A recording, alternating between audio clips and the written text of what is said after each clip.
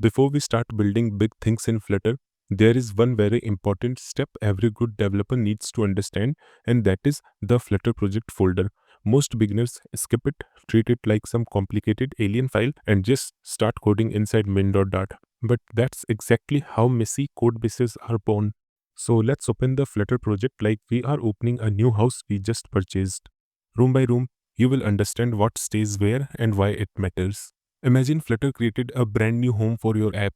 When you open that house, the first thing you see is a big shelf full of tools, pictures, and instructions. That's the root of your Flutter project. This top layer contains important files that tell Flutter how your app should behave, what it needs, and how to build it.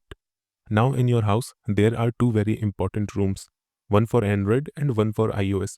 These folders are named exactly like that, Android and iOS.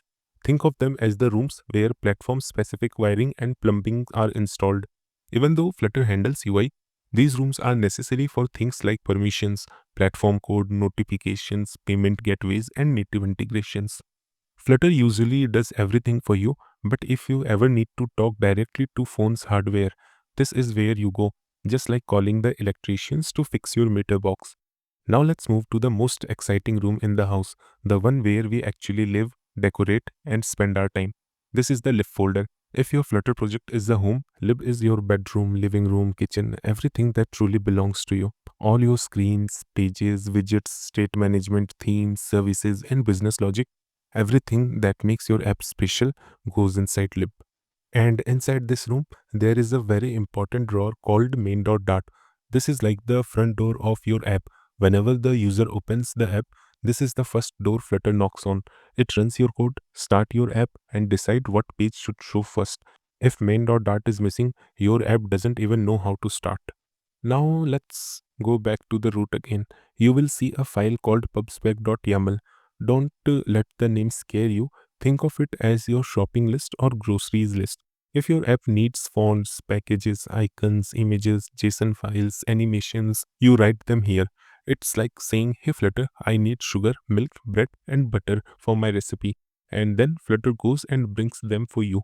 Inside the same file, you also declare packages, which are likely ready-made tools built by other developers. Why build everything from scratch when someone has already built a great hammer, right? Now you will notice a small folder called test. A lot of beginners ignore it, but professionals treat it like the safety locker of the house. This is where you test your app, making sure everything works correctly before you hand it over to users.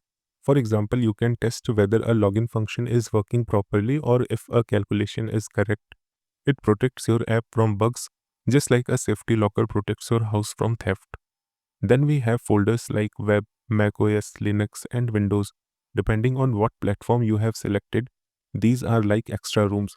You may not use them immediately, but when you decide to build your app for desktop or browser, you will decorate those rooms too. Flutter has already reserved them for you. And then there is .dart tool and .idea or .vs code folders. These are like your garages and toolbox. You don't need to mess with them unless you are doing advanced repairs. They store hidden tools that Flutter uses internally, so don't delete them. Removing them is like throwing away the screwdriver that holds your sink in place. So now let's summarize what we have learned today. The Flutter project isn't a random pile of files, it's a well-designed home. Android and iOS are backend rooms for wiring. Lib is where you live, write your app. Main.dart is the front door. Pubspec.yaml is your shopping list. Test is your safety locker. Web, macOS, Windows, Linux are future expansion rooms. So understanding this structure is not just about memorizing where things are. It's about treating your code like a clean, organized home.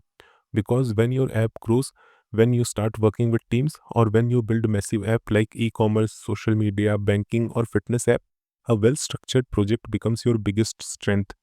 And now that you know what each room does, in the next video, we will learn how to decorate them properly with clean architecture, reusable widgets, scalable folder structures, and industry-level organization. If this made things simpler, leave a like, comment home clean, and subscribe so you don't miss the next part of this journey. This is Widget Wisdom, building clean apps.